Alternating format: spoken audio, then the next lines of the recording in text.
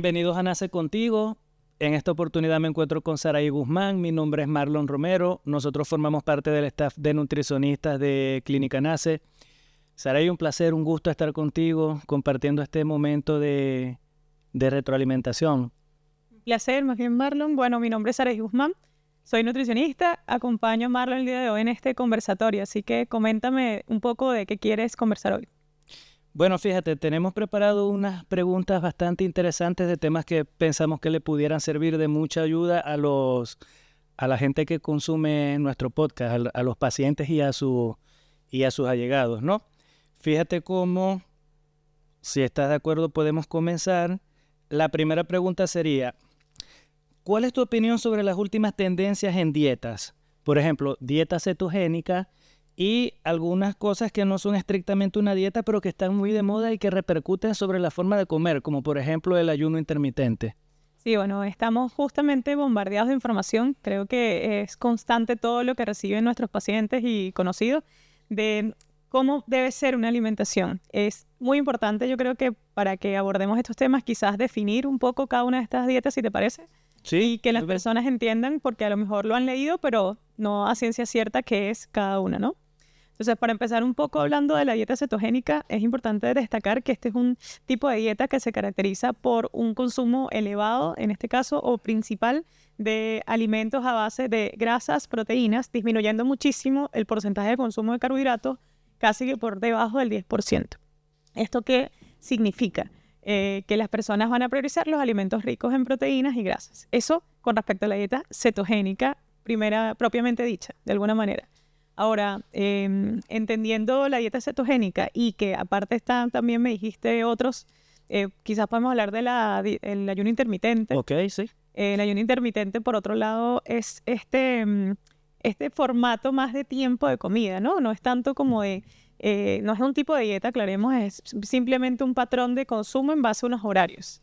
Entonces, esto creo que son de las dos que más están sonadas en las redes sociales. Definitivamente, sí. No sé cómo es tu experiencia con los pacientes, si te llegan muchos pacientes con este tipo de dieta.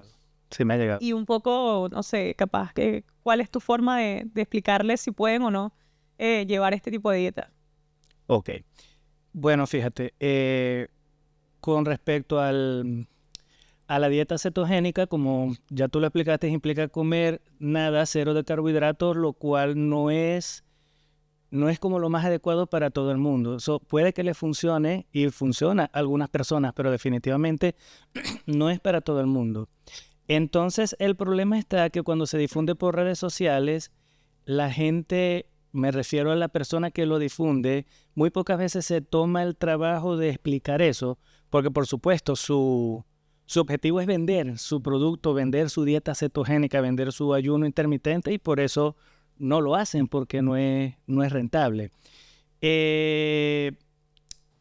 La dieta cetogénica es una dieta que sí puede funcionar para algunas personas, como lo estamos mencionando, ¿no? Si bien es una de las dietas menos estudiadas desde el punto de vista académico, sobre todo si las comparamos con, por ejemplo, la dieta mediterránea que se está estudiando desde hace más de 100 años, la dieta DASH. Esta está muy poco estudiada, más sin embargo sí puede ser viable para algunas personas, ¿no? El problema está en que yo noto cuando mis pacientes llegan a mi consulta que ellos compran una ideología y ahí es donde está el problema, porque es lo que les vende el influencer. Entonces, ¿qué pasa? Que ellos vienen y dicen, no, doctor, porque el influencer fulano de tal me dijo que no importa si yo tengo el colesterol a 400, que no me ponga las vacunas, porque en la vacuna lo que están poniéndome es un chip donde me van a dominar, que la tierra no es redonda, que la tierra conspirativo. Entonces, sí, lo que compran es una ideología. Y eso pasa no solamente con el ayuno intermitente y con la dieta cetogénica, con muchas cosas, con el veganismo, con muchas cosas. Y ahí es donde está la peligrosidad del asunto.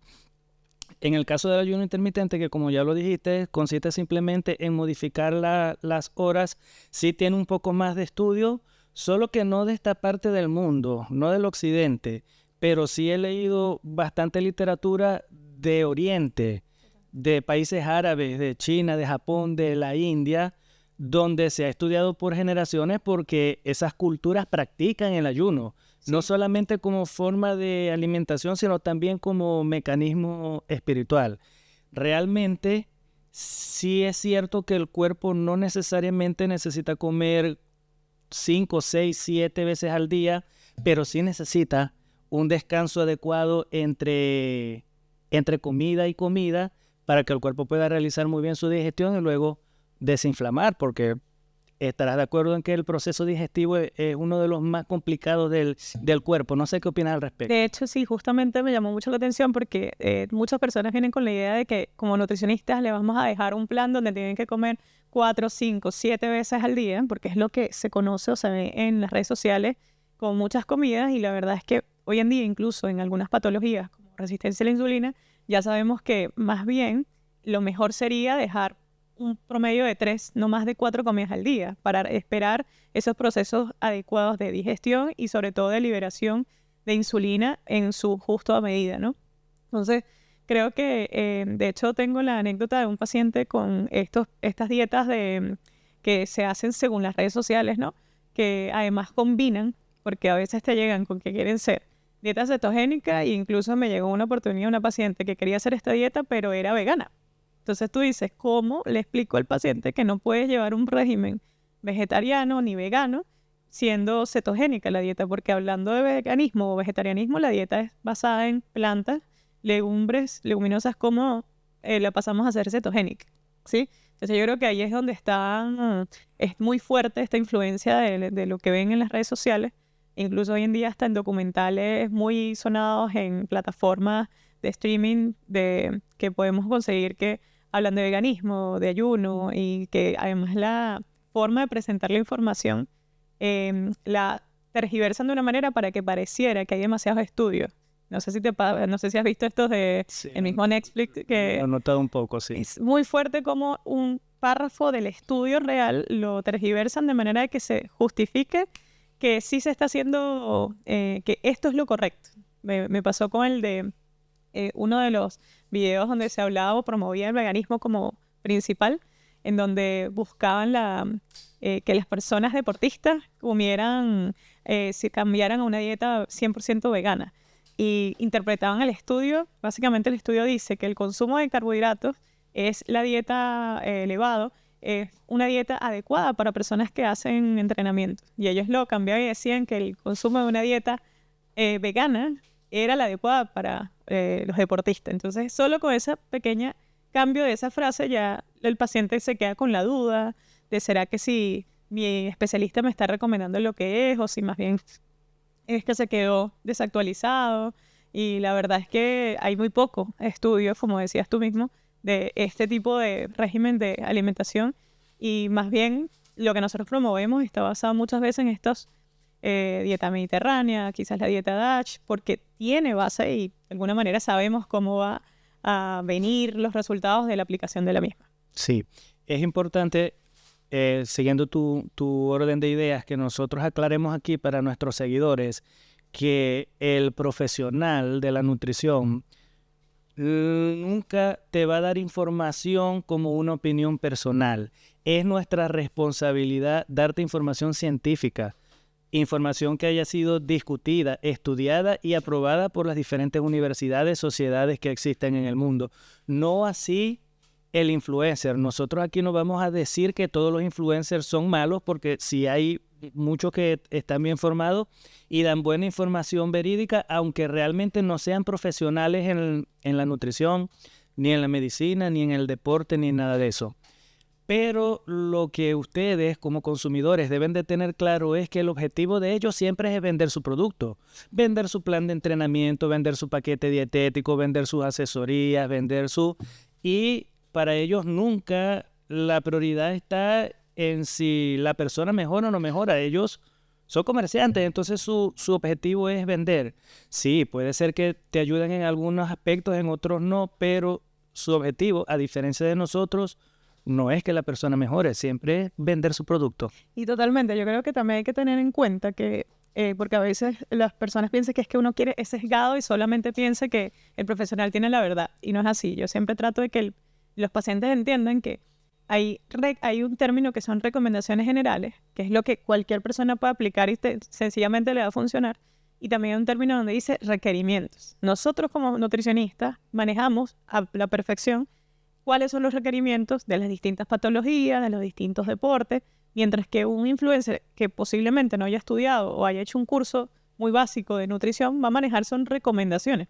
Entonces, en general, Es correcto. esta persona, por ejemplo, te recomienda come frutas y vegetales, que sabe mucho de nutrición. Eso es una recomendación. Pero quizás, si le aplicas ese frutas y vegetales a un paciente que esté recién operado, por ejemplo, ¿podría comerla? Posiblemente no, porque su requerimiento no aplica, en este caso, esa recomendación.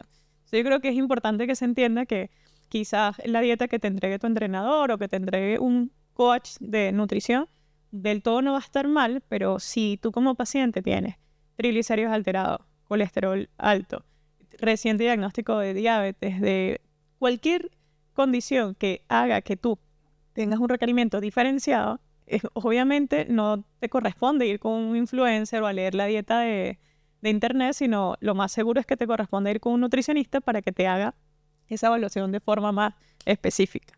A mí me pasó que, de hecho, investigando en las redes con un influencer que se supone promueve y critica mucho este tema de las dietas cetogénicas. Cuando te metas a investigar es tal cual lo que tú dices. La dieta, el control con el doctor costaba $1,000, una asesoría. O sea, y tenía las citas como cada 3 semanas tenías que hacer control con él para que te hiciera los condensos. Ahí tú te pones a pensar si realmente este doctor, su objetivo es salud o si su objetivo es netamente económico. Que es obvio que todos vamos a cobrar porque es nuestro trabajo, pero cuando pones un nivel de cobro tan elevado donde no va a ser accesible para casi un porcentaje muy bajo de la población, se entiende que no precisamente estás buscando la salud global, sino simplemente quizás llenar tus bolsillos a costa de una ideología que posiblemente no sea para todos. Correcto. Me río un poquito, me da un poquito de risa porque tu experiencia me hizo acordar a varias que he tenido yo, ¿no? Por ejemplo, una vez una paciente con un descontrol renal muy fuerte porque hizo una dieta con una cantidad específica súper elevada de proteínas, que le compró a un influencer, una persona que iba para el gimnasio, levantaba sus pesas, tenía su buena masa muscular, tenía una alimentación. Yo supongo que él pensaba que como la alimentación que él llevaba a él le funcionaba, era la misma para todo el mundo. Y entonces yo le pregunto, ¿por qué tú le pagas esa cantidad de dinero a una persona que no está preparada? Doctora que tiene 250,000 seguidores en Instagram. Imagínate. Mira, y me da mucha risa porque me pasó incluso con un familiar, que no lo voy a nombrar, pero lo debería de nombrar porque yo sé que va a ver esto y sé que le va a dar vergüenza, pero no te voy a nombrar, pero tú sabes que es contigo. Que viene y me dice que, porque tengo años que no lo veo porque está en otro país, y viene y me dice que si lo puedo ayudar, que está pasado de peso, que todo eso, y que él fue o pensaba ir a la consulta, al asesoramiento del influencer tal, pero que bueno, que cobraba $1,000 solamente por una, sin contar con todo lo demás. Y yo, No, locura. O sea, yo pensé, de hecho a mí me lo comentó, fue un paciente, porque justamente me dijo, estuve viendo esta dieta y en el influencer que obviamente habla todo el día de esto, pero me causó curiosidad que el costo era de $1,000 la consulta y yo no le creí. Yo dije, no, tú me estás, debe haber sido que viste mal. Le dije, amor, son $100. No, revisa. Y efectivamente cuando revisé me quedé con la idea de que obvio que esto es otra cosa, ¿no? Bueno, y sabes que es lamentable que muchos de esos pacientes lo pagan con gusto, sí. Pero esos mismos pacientes que lo pagan con gusto, a uno que invirtió años de su vida estudiando, tiempo, dinero, dedicación, esfuerzo, vienen y le dicen, doctor, esa consulta sí está cara, ¿no me puede dar una rebajita? ¿Por qué me cobra tanto por hacer una dieta? Doctor, y si le pago nada más la dieta, ¿cuánto me cobra por hacerme nada más la dieta? No puedo. ¿Cómo te hago una dieta sin evaluarte, sin ver cómo está tu cuerpo, sin calcular cuánto es tu requerimiento? Pero para los de los 200,000 seguidores... Claro, yo creo que obviamente estamos de la mano de entender que las redes sociales son ahorita el punto de conexión entre las personas y es lógico que todos vayan a sentirse que quien lo habla allí pueda tener más peso que quizás el especialista. Pero también ahí hay que tratar de llevar a la gente a tomar decisiones como herramientas, ¿no?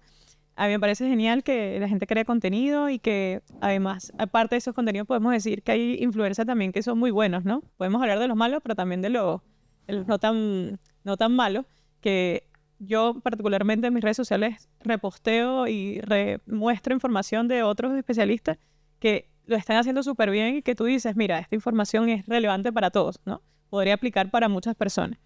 Creo que en ese sentido nuestra labor es la que sabemos que nos inculcaron en la universidad, que es educar, educar y educar, que es la base para que personas que acuden a la consulta realmente terminen tomando buenas decisiones. Yo creo que esa es la base de la consulta de nosotros. Nosotros enseñamos algo para que las personas en el resto de los días y en el día a día, porque además comemos 3, 4 veces al día, así que hay que decidir constantemente qué hacer.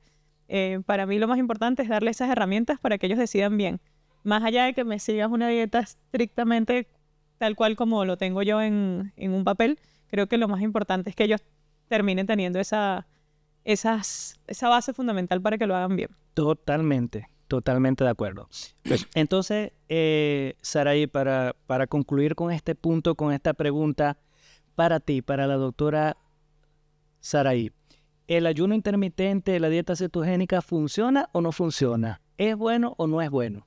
Para mí son dietas poco sostenibles en el tiempo, que podrías aplicar bajo seguimientos muy específicos y tomando en cuenta que te haya revisado un especialista y que evidentemente haya tomado en cuenta tus valores de laboratorio, tu condición actual, tu composición corporal.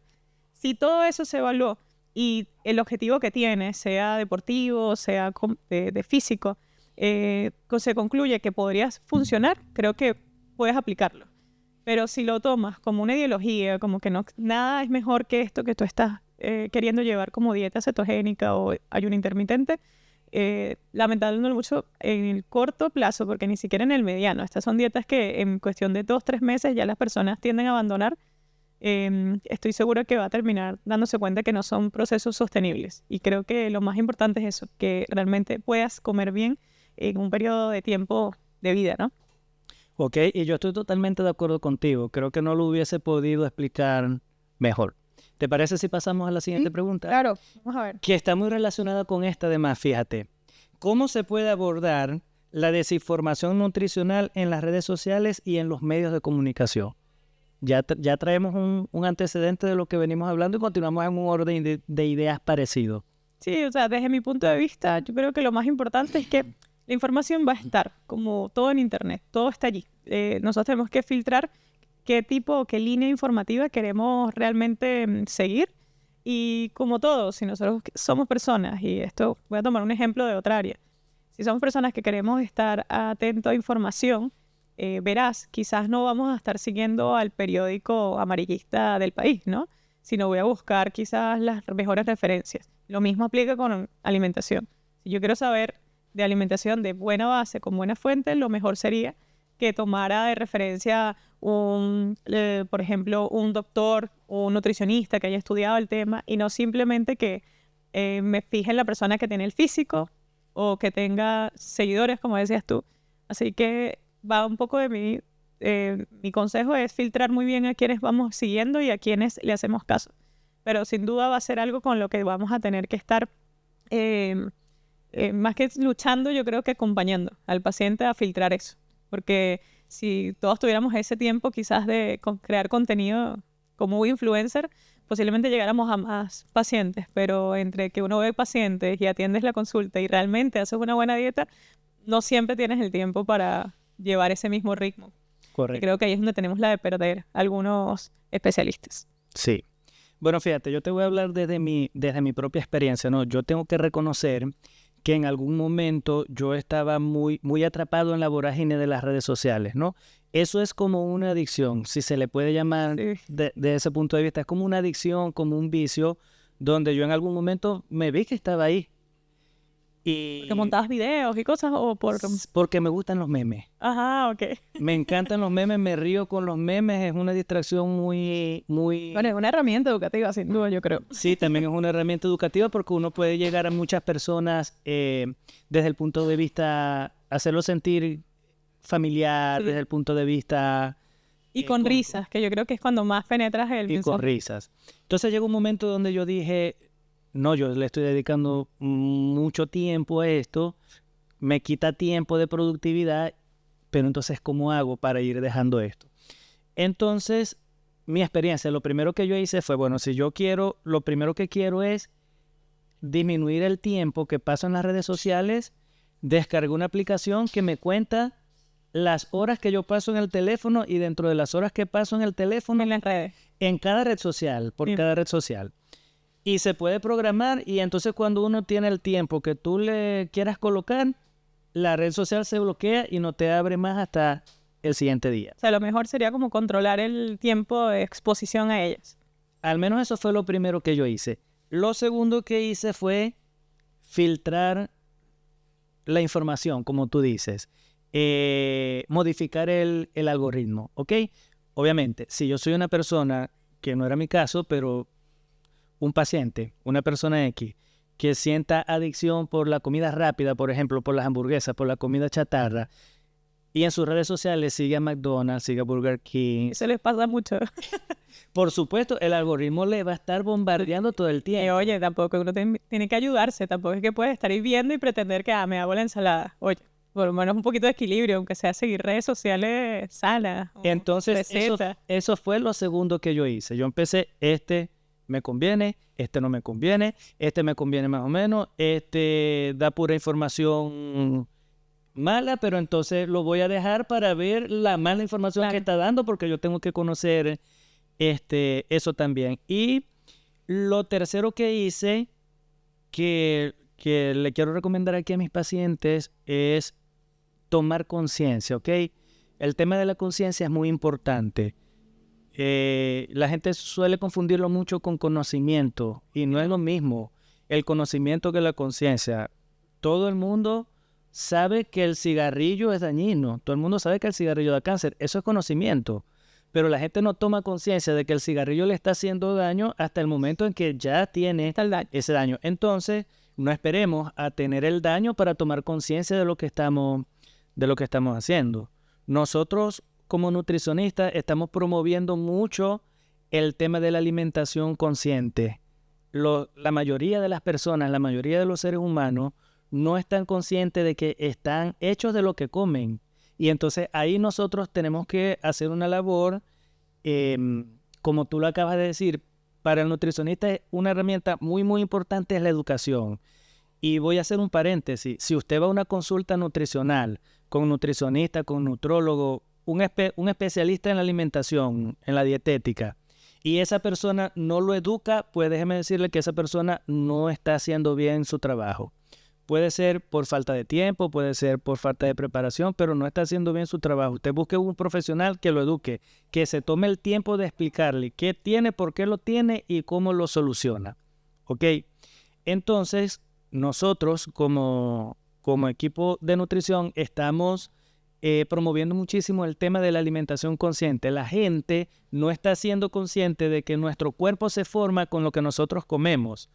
Y el problema radica precisamente en que queremos tener cuerpos sanos, cuerpos atléticos, cuerpos bien parecidos, cuerpos bellos estéticamente, que no tienen nada de malo, pero formados con comida chatarra, con comida de porquería. Entonces, oye, ya va, tus huesos están formados de calcio, que en algún momento fue leche, en algún momento fue sardina, en algún momento fue queso. Por ejemplo, tu hemoglobina, el hierro que circula en tu sangre, en algún momento fue carne de res, cualquier tipo de carne, frutos secos, etcétera, y así todo. El colágeno que está en tu piel, todas las proteínas que están en tus músculos, en algún momento fue parte de un alimento. Entonces tú tienes que honrar tu cuerpo y también tu mente. La parte emocional es muy importante también. La parte emocional es muy importante. Uno tiene que ser coherente entre lo que uno piensa, lo que uno siente y lo que uno hace. Ok, no podemos pretender tener cuerpo de buena calidad formándolo con materia prima de mala calidad. Entonces, alimentación consciente, señores. Tomen conciencia, miren, siéntense, miren su plato de comida, tómense unos minutos para analizar qué se están comiendo, por qué se lo están comiendo y háganse siempre la pregunta si eso les beneficia o les perjudica. ¿Ok? en este mundo yo creo, Saraí, que nada es inerte. Lo que no te está haciendo daño te está ayudando. Lo que no te está acercando a la meta te está alejando de tu meta. Entonces, controlar el tiempo, limpiar el algoritmo, lo que tú decías de filtrar la información, tomar conciencia y tomar acción. Totalmente. Así que creo que estamos muy de acuerdo en eso y creo que es potente lo que dijiste de los 3 pasos. A ti te sirvió, estoy seguro que a muchas personas le pueden servir estas herramientas. Sí, seguro que sí. Entonces, bueno, mucho cuidado con quien siguen, con el tiempo que le dedican a esas personas que siguen. Y si tienen alguna duda, siempre busquen un profesional. Alguien que ustedes sepan que está bien calificado y denle la oportunidad. Seguro estoy que él va a ser más económico que cualquier influencer, que cualquier persona de las redes. Y si no es en el corto plazo, en el largo plazo lo será. Sí, correcto. Entonces, bueno, también hay que sembrar para cosechar. ¿Quieres agregar alguna otra cosa? No, que creo que completamos bastante bien ese tema y estoy seguro que las personas, si ponen en práctica esto, puede ayudar a que sus redes sean un poco más saludables, por decirlo así. Excelente, muy bien. Entonces, pasemos al otro punto, al siguiente. Sería, ¿cuál es el papel de la alimentación en el sistema inmunológico? ¿Y cómo se pueden mejorar las defensas del organismo a través de la dieta? Me encanta. Ese tema creo que ahorita, bueno, hoy en día, ahora es que se está estudiando como con más, sobre todo cuando empiezas a combinar el estudio de la microbiota, de la influencia de lo que comes en el sistema digestivo, que a veces los pacientes, de hecho, se le tiene que explicar mucho de esto. No sé si te pasa que te llegan pacientes, sobre todo a mí me pasa con pacientes de colon irritable, llegan con SIBO, que es un diagnóstico que se está consiguiendo bastante acá totalmente. En el centro, de la mano de los gastroenterólogos.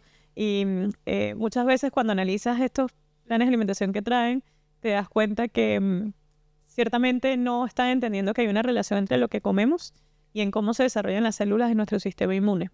Que aclarando el punto, el sistema inmunológico es nuestro sistema de defensa. ¿Qué significa esto? Que son todas esas células y procesos que se van a llevar a cabo para defenderte de un virus, de una bacteria o de cualquier circunstancia que pueda afectar tu funcionamiento normal. Entonces, en mi forma de explicárselo, a mí me gusta explicarle las cosas a los pacientes como a niños, creo que llega más rápido. Les explico que técnicamente nosotros alimentamos como a los militares o a esos soldaditos que tenemos en el cuerpo y como buen soldados tienen que comer muy bien, tienen que alimentarse con los mejores nutrientes para que estén fuertes y técnicamente cuando se presenta este virus no estén debilitados o ausentes, porque de lo contrario quedamos como solos y el cuerpo sin defensa va a deteriorarse muy rápido. De esta forma, ¿con esto qué quiero decir? Que no podemos pretender que si llevamos dietas muy precarias en nutrientes, voy a dar un perfil de dieta que se ve mucho acá en Chile, que por ejemplo es pan con mermelada de desayuno, fideos con salsa en el almuerzo y pan con palta en la cena, sobre todo en pacientes sobre todo de origen chileno. Y si son de origen venezolano, bueno, ¿qué podemos encontrar con una dieta deficiente? Desayuno puede ser un pan con mantequilla o queso y café. O una arepa con mantequilla. O una arepa con mantequilla sola. Un almuerzo, pasta con salsa igual, porque no estamos muy lejos de eso. Y en la cena, técnicamente podemos encontrar un pan, nuevamente, con una galletita, con un café o un té. Que hay personas que, si se dieron cuenta, básicamente eliminan 100% todo lo que son las proteínas o las asumen como ausentes o no principales. ¿Cuál es el papel de la alimentación en el sistema inmunológico y cómo se pueden mejorar las defensas del organismo a través de la dieta? Fíjate, a mí ese tema de la parte inmunológica me gusta mucho porque además se está estudiando mucho en los últimos tiempos. Cuando hablamos del estudio de la microbiota, estamos estudiando todo lo que le llaman también superalimentos, de cómo esto puede repercutir. Y a mí me gusta explicárselo a los pacientes como de forma muy simple. Y es, todo lo que comemos es básicamente lo que va a fortalecer a estos soldaditos o a estos entes que son los que nos defienden frente a virus, bacterias y todo lo que se presente de alguna manera para alterar nuestro funcionamiento normal. Si nosotros en el momento que se presenta el virus, hoy en día que manejamos tanto la presencia de virus en nuestro entorno, nuestro cuerpo está dedicándose o llevando alimentaciones muy deficientes, y por deficiente quiero decir, un perfil normal sería un desayuno, por ejemplo, una arepa con mantequilla o un pancito solo con mermelada, un almuerzo de una pasta con salsa, o incluso una cena muy similar al desayuno. Nos daríamos cuenta que primero es monótono, segundo es ausente la proteína, y es justo allí donde tenemos que darnos, como enfocarnos para tener un sistema fuerte y un sistema inmunológico que nos defienda ante cualquier presencia de virus, tendríamos que estar incluyendo alimentos sobre todo del grupo de proteínas, que sabemos que son las principales moduladoras del sistema y que además influyen mucho en la respuesta inmunitaria. Así como la presencia de micronutrientes, hoy en día sabemos que lo que es el complejo B, la vitamina C, son moduladores de la respuesta inmunitaria que pudiéramos tener. Entendiendo esta respuesta como qué va a hacer tu cuerpo frente a virus conocidos o desconocidos que constantemente están llegando, y que en la medida que tú estés fuerte, técnicamente tu cuerpo va a responder. La respuesta no va a ser que no te enfermes, porque hay gente que dice es que me enfermé o me dio gripe. La respuesta es, si me enfermé hoy y tengo una gripe que no se me quita en un mes, y ahí puedes entender que quizás tu sistema está o frente a un ente muy fuerte o teniendo un sistema inmunológico muy débil que no te logras recuperar de eso. De hecho, sé que tú manejas mucho el tema porque trabajaste mucho la parte inmunológica. No sé cuál es tu punto de vista en este caso. Sí, yo tuve la oportunidad de hacer una formación en inmunonutrición con una universidad española. Fíjate, es muy cierto lo que tú estás diciendo. Se está estudiando muchísimo en la actualidad porque se le está dando una importancia increíble y además necesaria al tema inmunológico, pero se sabe desde antes del método científico, desde la época del conocimiento empírico, que la alimentación influye muchísimo sobre las defensas que tiene el cuerpo. Y fíjate que hace siglos atrás la gente no moría de lo que estamos muriendo ahora. Hoy en día morimos de infartos, de enfermedades cerebrovasculares, de enfermedades renales crónicas, enfermedades metabólicas, etc. Anteriormente eso no existía. Eso, bueno, viene a raíz de los cambios en la alimentación introducidos por la industria, por la revolución industrial, por la industria alimenticia. Pero anteriormente moríamos de enfermedades infecciosas, moríamos de tuberculosis, moríamos de difteria, etcétera, etcétera, etcétera. Entonces, desde el conocimiento empírico se comenzó a observar eso, que la alimentación estaba muy relacionada con el tema de la inmunidad. Hoy en día leí un artículo muy interesante que no es reciente, que tiene algunos añitos ya, pero que no deja de ser importante, donde los resultados dicen que no se recomienda una dieta por debajo de 1200 calorías al día, porque eso te inmunosuprime, compromete tu sistema inmunológico. Pero tampoco se recomienda una dieta muy, muy cargada en kilocalorías, ¿ok? Porque promueve la obesidad y ciertas condiciones metabólicas que al final terminan Todo lo contrario. por inmunosuprimirte. Entonces, la alimentación balanceada es muy importante, no comer menos de lo que necesito, tampoco comer más, y bueno, hacer énfasis en los nutrientes que tienen muy buena acción sobre tu sistema inmunológico, ¿no? Tú mencionabas las proteínas. Ahí podemos mencionar muy importante, aminoácidos, glutamina, L-arginina, taurina, ¿ok?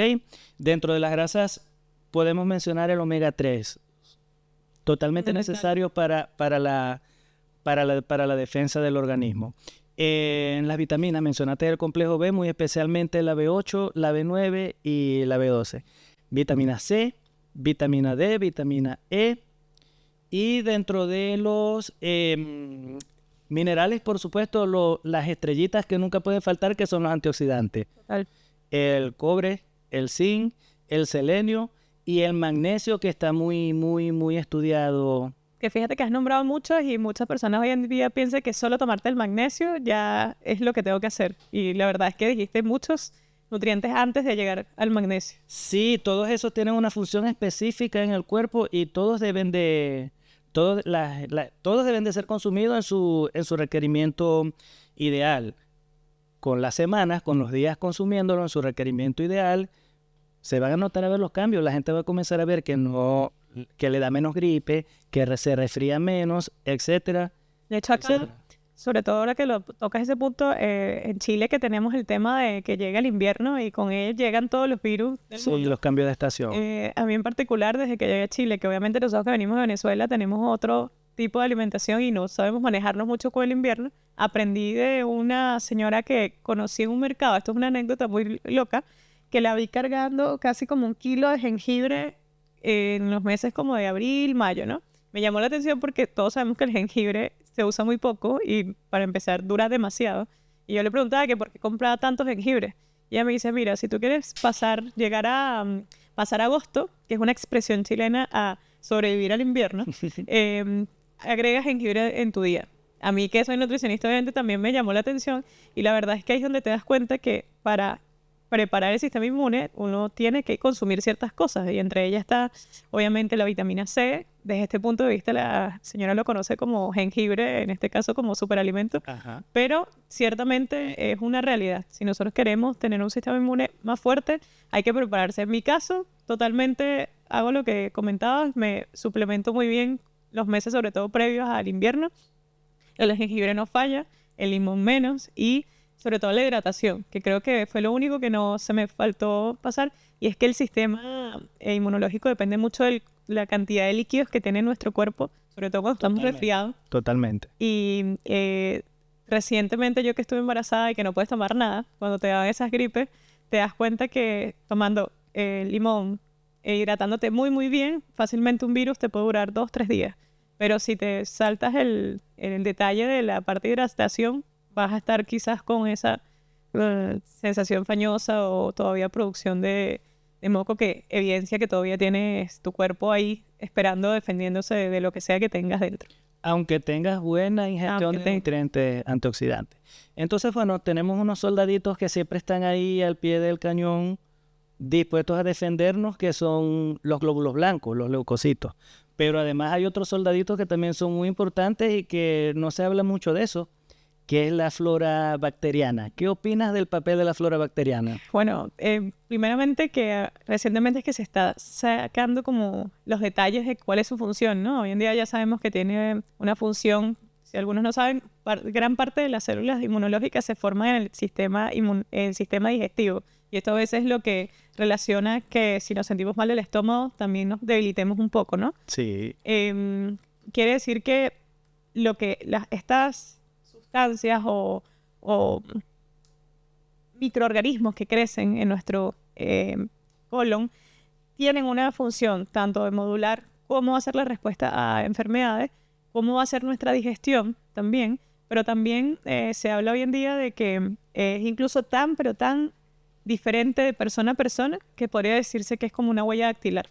Eso me pareció súper curioso porque significa que nadie tiene la misma flora bacteriana que otra persona. Correcto. En términos generales, como para que se entienda cómo podemos ayudar a que también esté más fuerte, está el papel de los probióticos como fuente fundamental para ayudarlos a que estas bacterias que ocupan un espacio, que claro, ese espacio que está ahí, si bien son sustancias o microorganismos, son buenos. Nos ayudan a que esos microorganismos que entran, que son malignos, no se posen o no tomen espacio y de alguna manera nos conviene que estén. Entonces, a veces las personas dicen, ¿cómo es que vamos a tener microorganismos? Es normal, deben estar ahí, tienen funciones incluso para metabolizar vitaminas, o sea, es todo un mundo. A mí en particular, de hecho, creo que va a ser una de las cosas que me especialice más adelante porque todavía hay mucho tela que cortar en ese tema. Es un sistema muy, muy complejo Intento apoyar a los pacientes, sobre todo educándolos en base a las partes de los probióticos, si fuera necesario, sobre todo en caso de que tengan enfermedades gastrointestinales. Pero en particular, lo más importante es que le demuestro al paciente que va a modularse en función de lo que comen, ciertamente, y que va a ser de mayor calidad en la medida que tengan una mejor alimentación. Así que de alguna manera llegamos al mismo punto, que es que hay que alimentarse correcto de forma completa.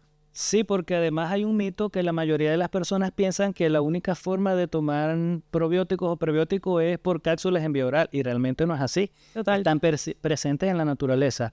Lácteos fermentados como el yogur, el kéfir, frutas ricas en fibra, por ejemplo, la manzana con su mucílago, la banana, que en algunos países le dicen cambur, en otros países le dicen plátano, también tiene una fibra muy buena para para la flora bacteriana. Total. Entonces, bueno, alimentación balanceada, no con déficit, pero tampoco con exceso, y consumir de todos los grupos de alimentos es el secreto para mantener nuestro ejército de defensa siempre fuerte. Ahora bien, no se trata solo de lo que yo consumo y de mantener el sistema inmunológico fuerte. También tenemos que no buscarle batalla a esos soldaditos. Total. Entonces, por ejemplo, en este sentido, tenemos que cuidarnos, tenemos que estar alejados de los focos de infecciones, de las fuentes de infecciones, y tenemos que cuidar mucho nuestras emociones. Las emociones negativas, las que son derivadas del cortisol, de la adrenalina, de la noradrenalina, también está científicamente demostrado ya que bajan las defensas abruptamente, de manera muy brusca. O sea, estamos hablando de que mantener una sensación de ira, o sea, estar molesto por 1 hora, te inmunodeprime por 24 horas. Imagínate. Entonces, ni que tengas el mejor sistema... Por eso yo no veo noticias. Mira, ni que tengas el mejor sistema inmunológico del mundo, si te la pasas todo el día estresada, molesta, irritable, eso te inmunodeprime también. Total. Entonces... Hay que agregarle alegría a la vida. Entonces. Exactamente. Alimentación balanceada y vida feliz. Total. Saraís, ¿cómo se puede abordar la nutrición en las diferentes etapas de la vida? Por ejemplo, infancia, adolescencia, embarazo y la vejez. Y, disculpa que te interrumpa, como te gusta y estás muy bien formada en la parte deportiva, también me gustaría que nos hablaras un poquito de la alimentación en los deportistas. Total, mira, yo creo que sobre todo lo que es el ciclo de vida, en este caso que lo nombras, y los estados fisiológicos, como en este caso puede ser el embarazo, lactancia, llaman al cuerpo a tener necesidades específicas por periodos de tiempo. ¿Qué quiere decir? Por ejemplo, a mí me gusta explicarles, yo veo muchos chicos en periodos de desarrollo, me especialicé en la parte de crecimiento y desarrollo, sobre todo para aplicado a la parte deportiva, y me llegaban muchos pacientes, sobre todo en la edad de 8 o 9 años, porque los niños presentan como una presencia como de celulitis en la zona abdominal y los papás se preocupan, porque en la familia hay una persona que tiene sobrepeso, obesidad, y bueno, técnicamente van porque tienen temor a que el niño esté desarrollando esto. ¿Por qué traigo a colación ese ejemplo? Porque cada etapa tiene sus necesidades. En esa etapa no se está desarrollando una celulitis. Lo que posiblemente esté pasando es que ese niño está haciendo como un almacén de energía que va a requerir porque va a crecer. Eso hace que su dieta generalmente requiera, por lo general, distintos nutrientes en la etapa de niñez, en la adolescencia o la adultez. Algo que pasa por cultura y es que a los niños se les intenta dar la misma comida que un adulto. No necesariamente es lo mismo. Los jóvenes necesitan normalmente un mayor consumo de carbohidratos y grasas que lo que requiere un adulto, mientras que a los adultos lo que más requerimos son proteínas. Entonces, a medida que vamos creciendo en el proceso, digamos, de crecimiento justamente, la cantidad específica de nutrientes varía. Esa yo que diría que es la primera premisa a nivel nutricional. La segunda son las cantidades. Obviamente, no es lo mismo un plato que le puedo servir a un adulto a lo que le voy a servir a, en este caso, un niño. Y pasa muchísimo que desarrollan obesidad o sobrepeso porque se les trata igual. Se les sirve el mismo plato de pasta que del papá. Yendo como en esa línea, cada etapa debemos saber que va a requerir una cantidad de energía, una cantidad de nutrientes y sobre todo se va a modular como ese plato. Yo diría que se pueden incorporar a la alimentación los niños, los adolescentes, igual que los padres, pero que cada uno tenga su distribución de plato distinta, ¿no? Okay. Quizás el papá va a tener una proporción de proteína mayor, la mamá igual, mientras que a los niños se le va a servir, no significa que más arroz o pasta, sino más bien más ensalada, más fruta, posiblemente más una crema de verduras antes de servirle un segundo muslo de pollo o un segundo filete de carne, como para ayudarles a llegar a esa necesidad energética. Y eso hace ruido a veces porque los papás dicen, pero ¿cómo? Si lo más importante es el pollo, la carne. En realidad, los estudios demuestran que en las primeras etapas, lo que es la proteína, las cantidades son muy específicas. Y como nosotros que sabemos de requerimientos es en base a peso, todos sabemos que el peso va evolucionando. El bebé nace con 3, 4 kilos, luego el adolescente va a tener unos 50, 60 kilos y ya a nuestra edad bueno, fácilmente llegan a unos 80. Pero eso es lo que te dice que la proteína va aumentando a medida que crece. Ahora, cuando llegamos a etapas fisiológicas como el embarazo o la lactancia, en estas etapas, y se los digo con fe de experiencia porque lo acabo de vivir, ciertamente hay unas modificaciones hormonales que van a hacer que el apetito esté muy aumentado y se crea o se sienta a nivel de conocimiento general que hay que comer mucho más. Y la realidad es que las necesidades energéticas varían un poco, básicamente unas 300, 500 calorías, que es lo adicional que te puede pedir un embarazo, pero no más allá de eso. En realidad lo que más te va a pedir es ciertos nutrientes. Nuevamente nos vamos como a lo específico. Por ejemplo, el embarazo y la lactancia te exige mucho hierro, mucho calcio, aumenta un poco la cantidad de líquido, sobre todo el líquido, porque la producción de lactancia es una... O sea, tú puedes estar... la lactancia se va a garantizar, pero tú literal estás deshidratado. Y esto pasa, sobre todo lo hablaba en mis redes sociales, del tema de estreñimiento. Es muy marcado en las madres lactantes porque estás produciendo una leche constante que te drena a ti, pero la leche se produce de la mejor calidad posible, ¿no?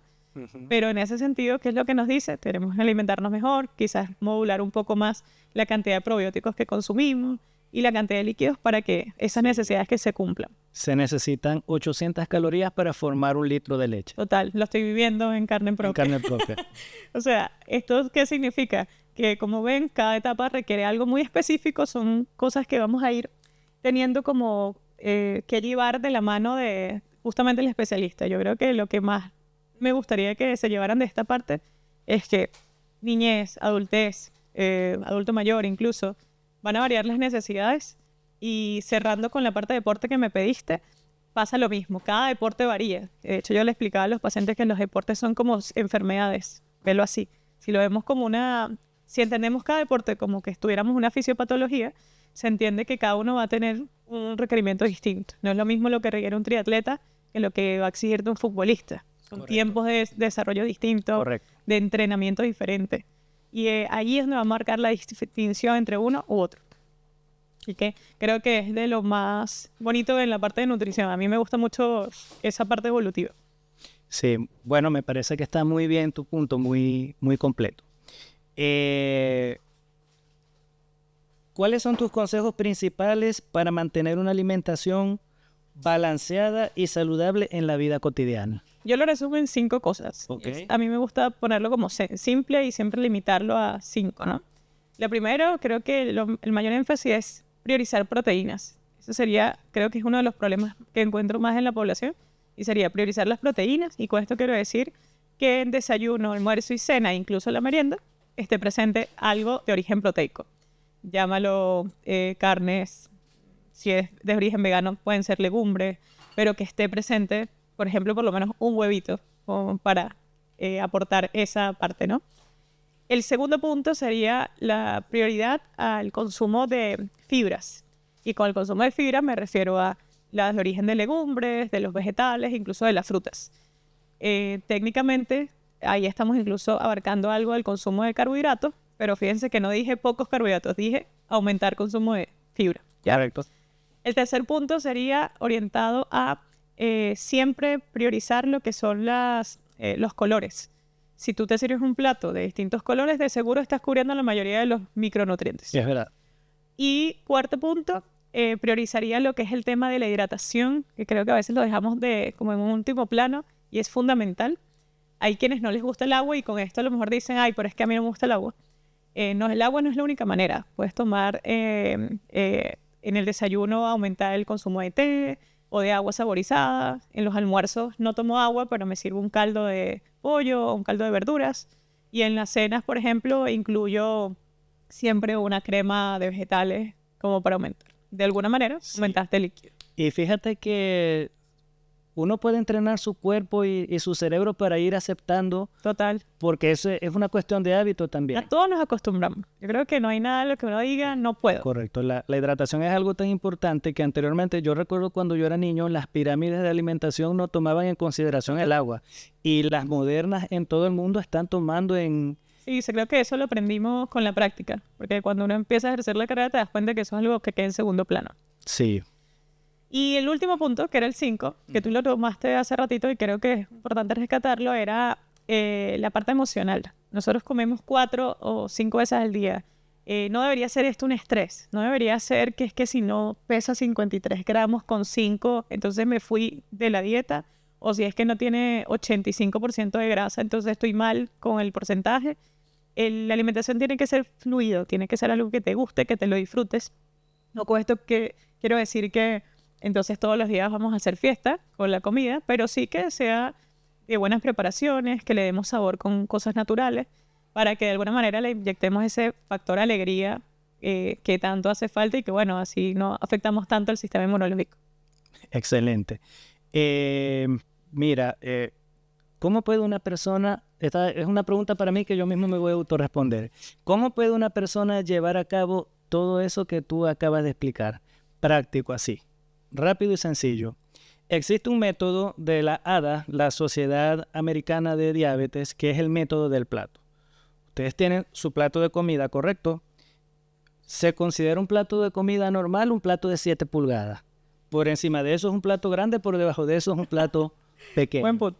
Entonces, ustedes le van a trazar una línea imaginaria por el plato y le va a quedar dividido en 2 mitades. Por supuesto, 50 y 50. Y a una de las mitades le van a trazar una línea imaginaria por la mitad y va a quedar dividida esa mitad a su vez en 2 mitades. Entonces sería una parte del plato de 50%, una parte de 25% y una parte de 25%. La primera parte de 25% la colocamos fuente de proteína. Carne, pollo, pescado, pavo, queso, huevo. La siguiente parte de 25% sería la fuente de carbohidratos. ¿Ok? Carbohidratos de buena calidad. Con fibra. Con fibra, exacto. Aquí lo que tenemos que evitar sobre todo son los carbohidratos simples, la sacarosa y todo su derivado.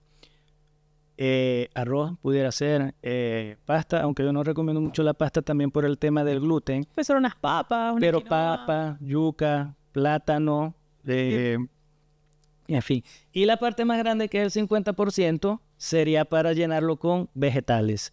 Y ahí es donde podemos jugar mucho con los colores. Claro. Y por supuesto, el vaso de agua que no puede faltar y una ración de fruta. Porque sí, se está satanizando mucho la fruta también en las redes sociales, pero la realidad es que el hígado puede procesar una ración de fructosa. Y además también por la porción, creo yo, que ahí es donde justamente tú refieres la distribución del plato. Correcto. Y por último, quiero hablar un poquito del control y del accidente. Tomemos el control de nuestra alimentación. Vamos a alimentarnos de manera responsable, científica y controlada. Es decir, yo me voy a comer esto en tal cantidad, preparado de tal forma, y me lo voy a comer a tal hora. Yo controlo todos los aspectos de mi alimentación. Porque si no lo controlo, ¿qué va a ocurrir? Que voy a comenzar a comer por accidente. Y por ahí es por donde se nos va la salud. Me voy a comer lo primero que consiga, a la hora que lo consiga, en la cantidad que me provocó, porque ahí no estoy honrando mi cuerpo, no estoy honrando mi alimentación y lo estoy haciendo descontroladamente. Entonces, ese también es un gran secreto que la gente no le presta atención y tenemos que enfocarnos ahí también. Saray, muchas gracias por tu tiempo, me encantó compartir contigo, creo que nos hemos retroalimentado bastante bien, al menos yo de mi parte siento que salgo de aquí siendo mejor profesional y te doy las gracias por tu conocimiento, por aportar tu experiencia. Encantada, más bien gracias por la información. Yo creo que de alguna manera este tipo de espacios son súper valiosos porque entre colegas nos vemos a veces de pasillo, pero lo más importante de esto es que vean que en realidad más que puntos de vista tenemos el mismo objetivo, que es sumar a la salud de las personas, los pacientes y de cualquier de ustedes que entra a este canal a buscar información valiosa. Muchísimas gracias y nos veremos en una próxima oportunidad.